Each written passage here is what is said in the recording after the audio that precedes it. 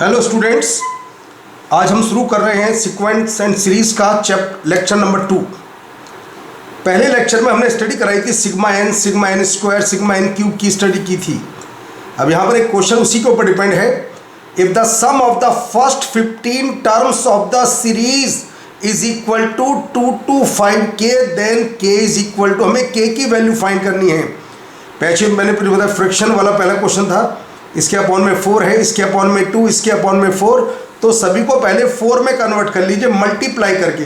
अगर नीचे 2 है तो ऊपर नीचे 2 का मल्टीप्लाई, तो क्या बन जाता है देखिए 3/4 का होल क्यूब प्लस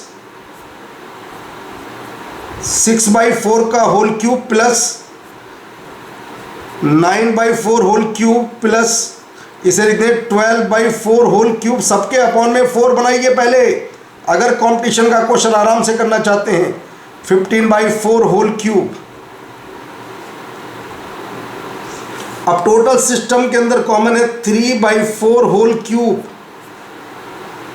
और बच जाता है 1 cube plus 2 cube plus 3 cube up to, ये कहता है find the sum of first 50 term. पहली टर्म में 1 आता है, दूसरी में 2, तीसरी में 3, तो 15 में आएगा 15 का क्यूब। हमें ये सम फाइंड करना है। इसका फॉर्मूला हम बता चुके हैं तुम्हें पीछे, sigma N cube n plus 1/2 whole cube whole square, तो आता है 27/64, ये 2 से 8, 2 to 5 इंटू 64, तो आता है 27 इंटू 2 to 5, और ये सम हमें मालूम था 2 to 5k, 2 to 5 कैंसिल, तो k की वैल्यू आ जाती है 27, तो आंसर आता है हमारा बी। ये इसका 20 करेक्ट आंसर है इस वाले क्वेश्चन का। ये जेईई मेन 2019 का क्वेश्चन था। अब एक बात, अगले क्वेश्चन शुरू करने से पहले एक बात बता दें, अगर मेरे पास nth टर्म मालूम है और मुझे सम ऑफ n टर्म चाहिए, तो बस सिग्मा अप्लाई कर देते हैं, सिग्मा Tn। और ध्यान हो, इस सिग्मा में n की वैल्यू 1 to n मूव करती है। अगर तुम्हारे पास nth टर्म है और तुम्हें सम ऑफ n टर्म चाहिए, तो बस सिग्मा लगा देते हैं, तो सम ऑफ n टर्म आ जाता है। अब ये question, the sum of first 9 terms of the series, इस सीरीज के 9 टर्म का सम फाइंड करना है। तो पहले ऐसी सीरीज का nth टर्म निकालते हैं। ध्यान से देखिए nth टर्म कैसे निकलेगा।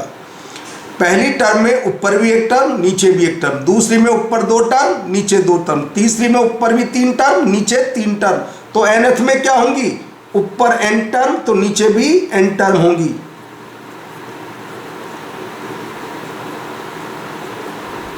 n क्यूब पर एंड होता है,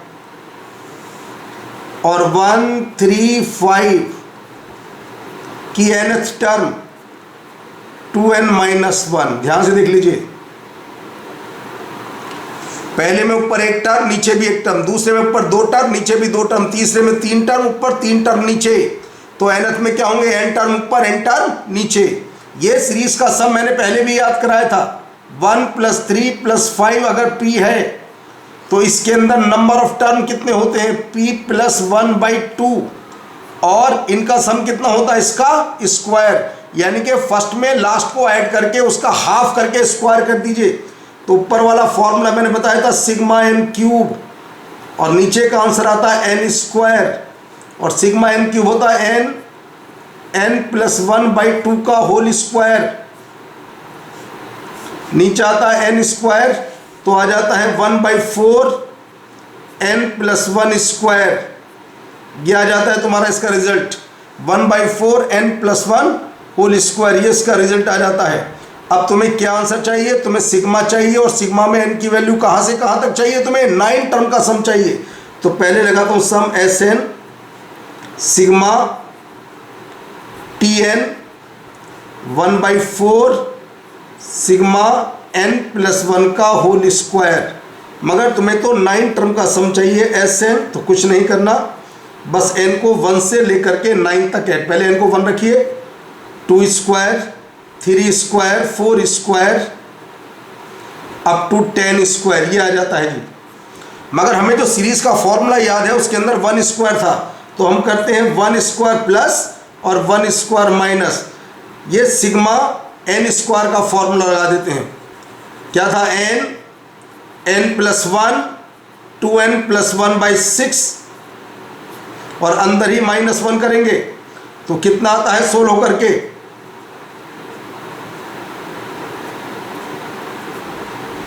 तो 1/4 55 इंटू 7 -1, सिंप्लीफाई कीजिएगा इसे, कितना रिजल्ट आता है? सबको सिंप्लीफाई करके आता है 96। ये इसका फाइनल जवाब है, 20 का आंसर है, 20 का आंसर है 96। इस टाइप की सीरीज को सोल्व करने का ये पैटर्न होता है। अब स्टडी करेंगे हम हार्मोनिक प्रोग्रेशन।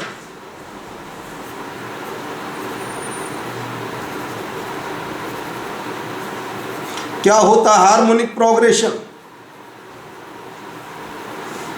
कोई ये पर्टिकुलर सीरीज नहीं होती, कॉरस्पॉन्डेंस से सीरीज बनती है।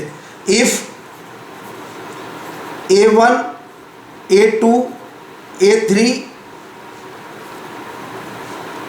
are in HP, then corresponding AP क्या होती है? इन सारे टर्म का रेसिप्रोकल कर दीजिए, 1/A1 1/A2 1/A3, ये होती है कॉरस्पॉन्डिंग AP। और AP का हम nth टर्म फाइंड करना जानते हैं, बस तो AP का nth टर्म फाइंड करेंगे तो हमारे पास, और उसके बाद उसका रेसिप्रोकल कर देंगे तो HP का nth टर्म आ जाता है डायरेक्ट। एक पॉइंट इसके अंदर और पर्टिकुलर क्या क्या निकाल सकते हैं, इसके अंदर सम फाइंड नहीं कर सकते कभी भी HP का सम फाइंड। कोई तुमसे कहे 1/3 प्लस 1/5 प्लस 1/7 सीरीज चल रही है, इसका सम नहीं फाइंड कर सकते। हार्मोनिक प्रोग्रेशन का सम फाइंड करने का कोई भी फॉर्मूला नहीं होता। दूसरी बात, एक कंडीशन इसके साथ साथ और, मान लीजिए मेरे पास n टर्म है। If A1 A2 A3 AN are in AP, मान लीजिए ये सारे AP में, ऊपर मैंने HP का कॉन्सेप्ट बताया। Suppose if A1 A2 A3 are in AP, तो कॉमन डिफरेंस क्या होता है? Last minus first upon total term कितने n, तो नीचे लगा दीजिए n-1। इसको याद कर लीजिए, सबसे ज़्यादा काम आएगा ये। इस टाइप का अगर क्वेश्चन आता है, अगर मान लीजिए A1 A2 A3 AP में है तो डायरेक्ट कॉमन डिफरेंस क्या होगा निकाल कोई भी सकता है, n term A plus n-1 into D वाले फॉर्मूले से, मगर मैं याद करा रहा हूं डायरेक्ट n टर्म क्या होगा, an minus A1 upon n-1। एक छोटा सा पॉइंट अगर ऐसे ले लेता हूं, मैं कोई भी सीरीज ले लेता हूं, मान ली दिया है 1 ABC और लास्ट में लिखा है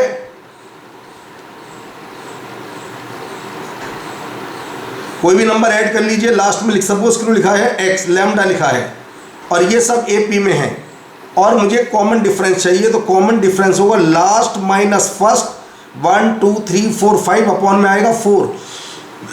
तो इस तरीके से कॉमन डिफरेंस निकाला जाता है।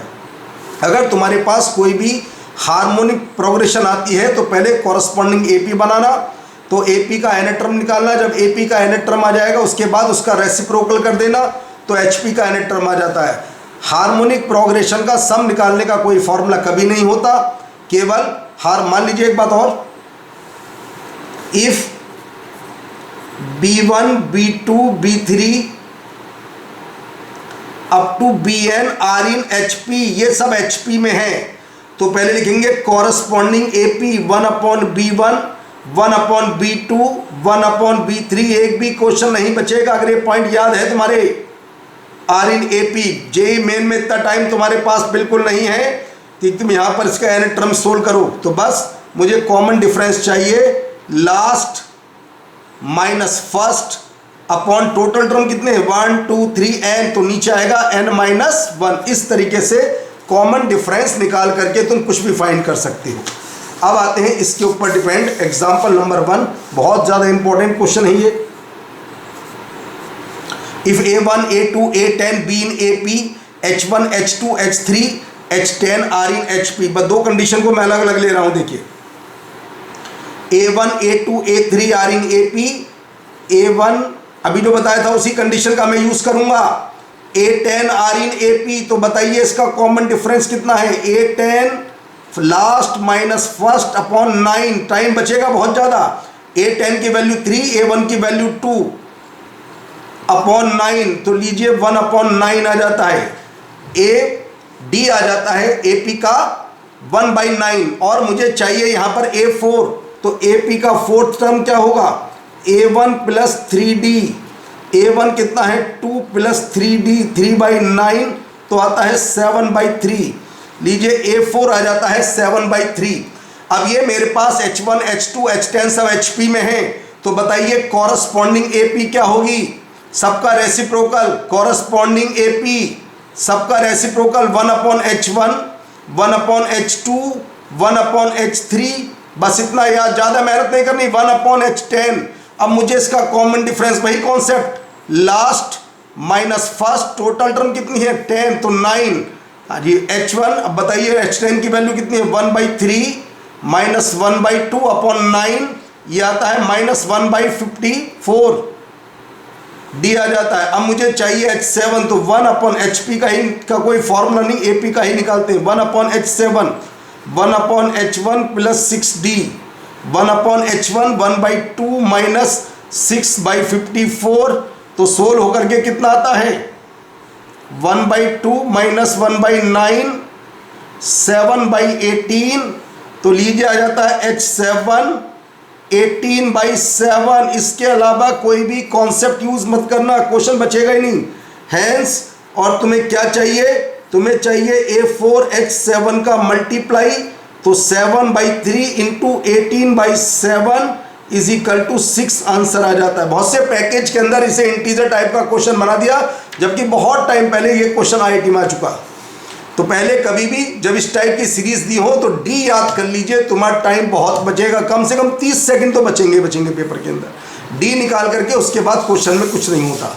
अब इस टाइप का question A1 A2 A3 AN R in HP, then the expression के अंदर दो का मल्टीप्लाई है, जैसे A1 A2 फिर बीच में ब्रेक हुआ A2 A3, इस तरीके से दो का मल्टीप्लाई चलता जा रहा है। कैसे?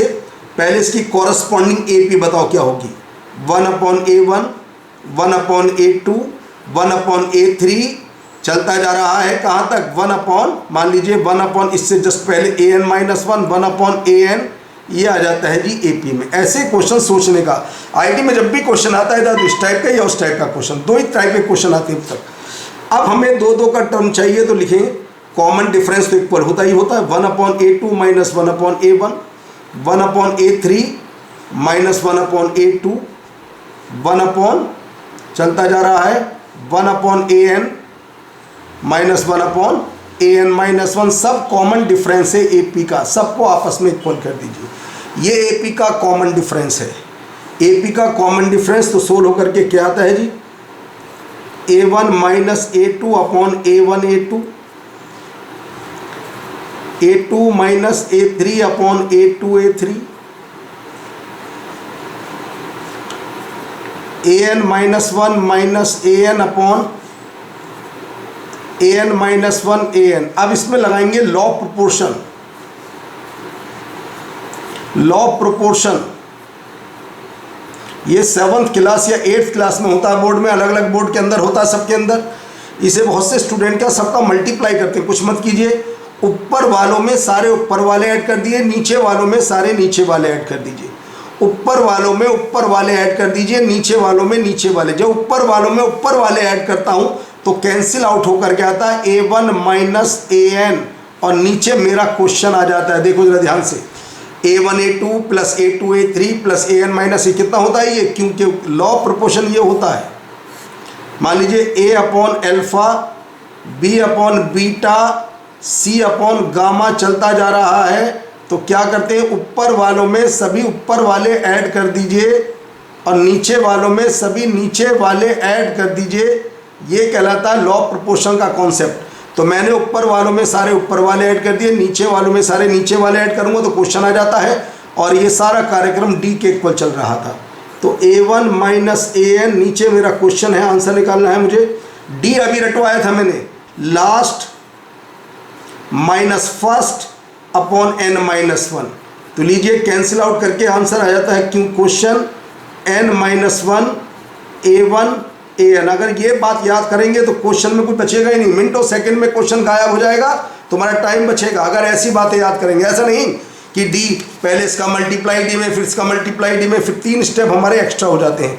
तो लॉ ऑफ प्रोपोर्शन का मैथ में बहुत यूज होता है, जो 7th या 8th क्लास में होता है। ऊपर वालों में सारे ऊपर वाले ऐड कर देते हैं और नीचे वालों में सारे नीचे वाले।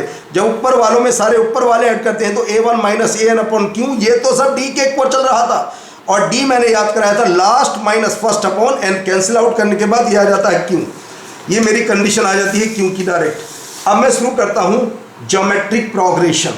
क्या होती है ज्योमेट्रिक प्रोग्रेशन?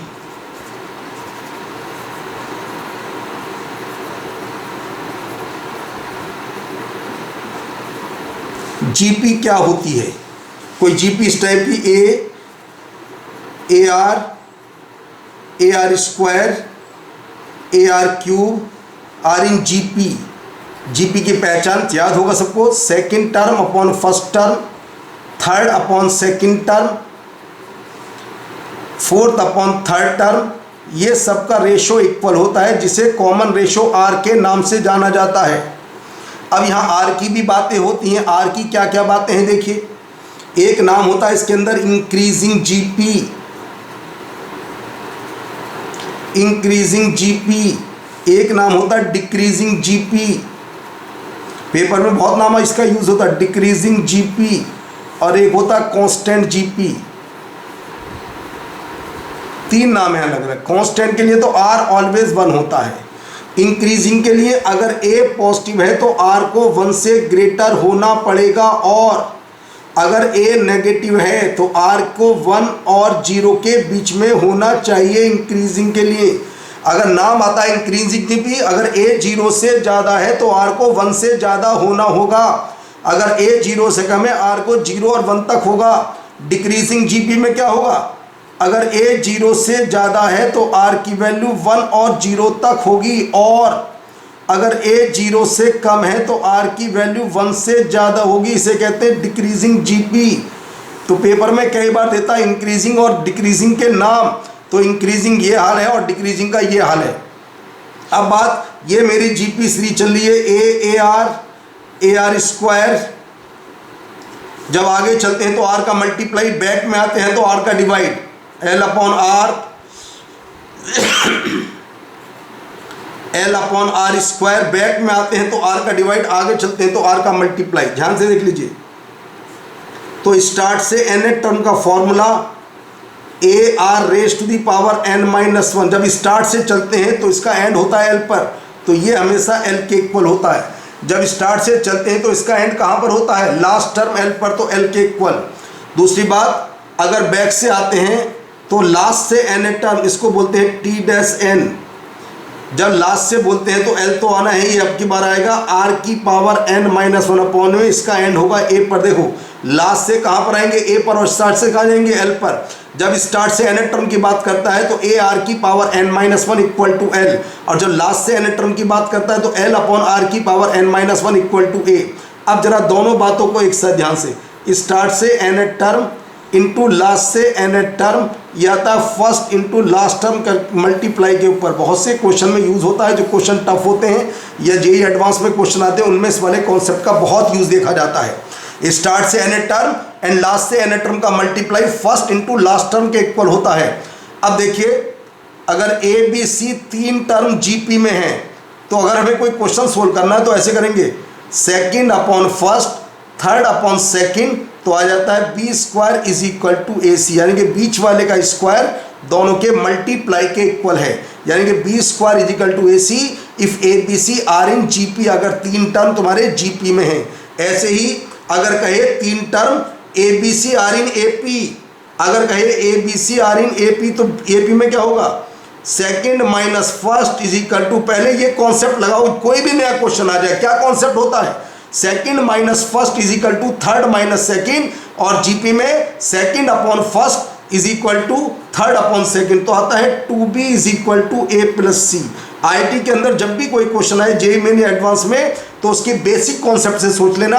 तो एपी में होता था second minus first is equal to third minus second, मगर जीपी में होता था second upon first is equal to third upon second. तो यह है जीपी का nth टर्म निकालने का फॉर्मूला कि जीपी का nth टर्म कैसे निकालते हैं। अब आते हैं जी इसके क्वेश्चन शुरू करते हैं।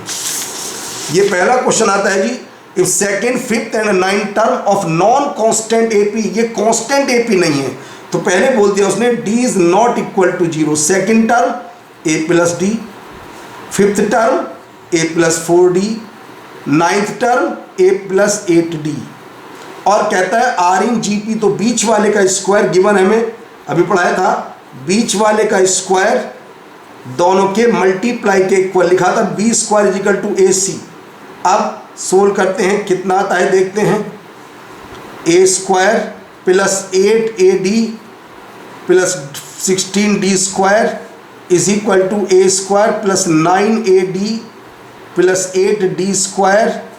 सोल्व होकर के आता है ad is equal to 8d square, और a आता है जी 8d के इक्वल। और तुमसे पूछा जाता है बताओ जीपी का कॉमन रेशियो क्या है। जब ये तीनों टर्म एपी के जीपी में हैं तो कॉमन रेशियो क्या होता है, दो टर्म को डिवाइड कर दीजिए। कॉमन रेशियो कैसे जी, second upon first A plus D. अब यहाँ पर ए की value 8d plus 4d upon 8d plus D, तो आता है जी 12/9, यानी कि आंसर आता है 4/3। तो कौन सा आंसर सही आता है, आंसर आता है इसका बी करेक्ट आंसर आता है। आते हैं नेक्स्ट क्वेश्चन की बात करते हैं। The m plus nth and m minus nth terms of a GP are p and q, then the mth term of the GP is. कहता है m प्लस nth टर्म, एक जीपी का mth, suppose करो first term a common ratio r, तो दिया formula m plus nth term p है, और जी m माइनस nth टर्म ये q है जी। एक जीपी का m plus nth term p है, m minus nth term q है, तो कहता है mth टर्म बताओ। कुछ ऐसा करिए कि इससे n गायब हो जाए, क्योंकि mth टर्म के अंदर केवल m होगा। तो हम क्या करते हैं, दोनों का मल्टीप्लाई कर देते हैं, तो इससे क्या होगा, n गायब हो जाता है। देख लीजिए जरा, a r raise to the power m minus n minus 1 is equal to p q, तो आता है जी ए स्क्वायर आर की power 2m minus 2 is equal to p q, तो आता है a r raise to the power m minus 1 is equal to under root p q, तो आता है जीपी का mth term under root p q. इसका answer आता है बी। एक एग्जाम्पल था, आंसर आता है बी। तुम्हें क्या चाहिए, तुम्हें चाहिए m, n तो चाहिए नहीं, तो बस दोनों के मल्टीप्लाई से n गायब हो जाता है, तो तुम्हारा आंसर डायरेक्ट आ जाता है ये। बहुत बढ़िया क्वेश्चन, जेईई मेन 2019 का क्वेश्चन है। If a b c be 3 distinct real numbers in GP, बात तो सही है जीपी। सपोज करो नंबर है बी को मैं मान लेता हूँ ए आर, और सी को मान लेता हूँ मैं ए आर स्क्वायर, मगर एक कंडीशन हमें बतानी होती है। डिस्टिंक्ट कहा तो लिखेंगे यहाँ पर r is not equal to plus minus 1, न आर 1 हो सकता है, न आर माइनस 1 हो सकता, कुछ भी नहीं हो सकता। देखो आर को 1 रखता हूँ तो तीनों टर्म आपस में इक्वल हो जाते हैं, माइनस 1 रखता हूँ देन ए को, देखो आर इज इक्वल टू, अगर मैं 1 लेता हूँ तो A equal to B equal to C आ जाता है। अगर आर को माइनस 1 रखता हूँ तो a is equal to c, तो r is not equal to plus minus 1। इसके बाद हाथ लगाते हैं क्वेश्चन। ये 3 जीपी में थे और कहता है A plus B plus C, तो लिखे A plus B plus C X into A R. A से डिवाइड, मैथ कहता है जिससे divide is not equal to 0। अगर ए 0 होगा तो सारे टर्म 0 हो जाएंगे, तो ना ए पी बचेगी ना जी पी बचेगी। 1 plus R square X R, तो R square minus X minus 1 into R plus 1 equal to 0। अब roots D greater than 0, X minus 1 square -4AC 0 से ग्रेटर। याद रखिएगा, अगर मैं d ग्रेटर इक्वल टू 0 लेता हूं तो r की वैल्यू क्या होगी, एक 1 आएगी और एक -1। तो कंडीशन आती है x -1 का स्क्वायर ग्रेटर देन 4 और x -1 लेस देन -2 और x -1 ग्रेटर देन 2। तो आता है x की वैल्यू या तो -1 से कम होगी या x की वैल्यू 3 से ज़्यादा होगी। मन में कई बार विचार होता है, बुक्स के सॉल्यूशन में भी यहाँ पर d ग्रेटर इक्वल टू 0 दिया है, d ग्रेटर इक्वल टू 0 नहीं होगा। रीज़न बता रहा हूँ, अभी देखिए बहुत ध्यान से। बहुत सी जगह इसके सॉल्यूशन के अंदर d ग्रेटर इक्वल टू 0 दिया है। रीज़न बता रहा हूँ, अगर d को मैं 0 लूँगा तो x की वैल्यू आती है, एक आती है -1। देखिए x आएगा -1 और एक बार आएगा x3। जब तुम यहाँ पर ग्रेटर इक्वल टू 0 लगाते हो, x की वैल्यू एक आएगी -1, एक आएगी 3। जब मैं x को -1 पुट करता हूँ तो बताइए r की वैल्यू क्या आती है। जब x को -1 पुट करते हैं तो हमें r की वैल्यू चाहिए, r की वैल्यू आती है -1। देख लीजिए, जब x को मैं 3 पुट करता हूँ तो r की वैल्यू कितनी आती है, 1। ये तो हो ही नहीं सकता, मना पहले ही है। उसने कहा 3 डिस्टिंक्ट रियल नंबर्स। बुक्स के सॉल्यूशन के अंदर यहाँ पर क्लोज्ड इंटरवल का यूज किया गया है, जगह जगह डिफरेंट। ऐसा नहीं होगा, मैंने एक्सप्लेन कर दिया बात। ना r1 होगा ना r -1 होगा। तो x can not be, x क्या नहीं हो सकता, x की वैल्यू 3 से कम नहीं हो सकती और -1 से ज़्यादा नहीं हो सकती। 3 से ज़्यादा 4, 3 से ज़्यादा है, -2 -3 -1 से कम, तो आंसर क्या आ गया 2। x can not be, x क्या नहीं हो सकता, x 2 नहीं हो सकता। एक क्वेश्चन और देखिए, 3 positive numbers increasing GP, 3 positive numbers form an increasing GP. Positive number बोला, एक मैंने a बोला, एक मैंने ar बोला, एक मैंने ar स्क्वायर बोला। पॉजिटिव बोला a 0 से ज़्यादा। तो बताइए जब इंक्रीजिंग है तो r must be greater than 1, r की वैल्यू 1 से ज़्यादा होनी चाहिए। अभी मैंने थोड़ी देर पहले इंक्रीजिंग डिक्रीजिंग की बात बताई थी, इंक्रीजिंग कब होगा और डिक्रीजिंग कब होगा। तो r 1 से ग्रेटर होगा। अब कहता है if the middle term of this GP is, अगर मिडिल टर्म का डबल कर दे तो हमारी नई सीरीज क्या आती, बीच वाले का डबल। और कहता है आर इन एपी, ये एपी में बन जाते हैं डबल करने के बाद। और एपी की पहचान बताई थी, बीच वाले का डबल दोनों के सम के इक्वल होता है, ए आर स्क्वायर। ए से डिवाइड कर देता हूं मैं, कोई दिक्कत नहीं है। ए से डिवाइड करने पर वचन दिया है उसने, ए इज नॉट इक्वल टू 0। जब पॉजिटिव नंबर है, ए की वैल्यू 0 से ज़्यादा है, r -b plus -b square -4ac upon 2 plus -√3 आता है। मुझे r की वैल्यू 1 से ज़्यादा है, since r greater than 1, hence r equal to 2 plus √3। r की वैल्यू आती है 2 प्लस √3, क्योंकि मुझे 1 से ग्रेटर आंसर चाहिए।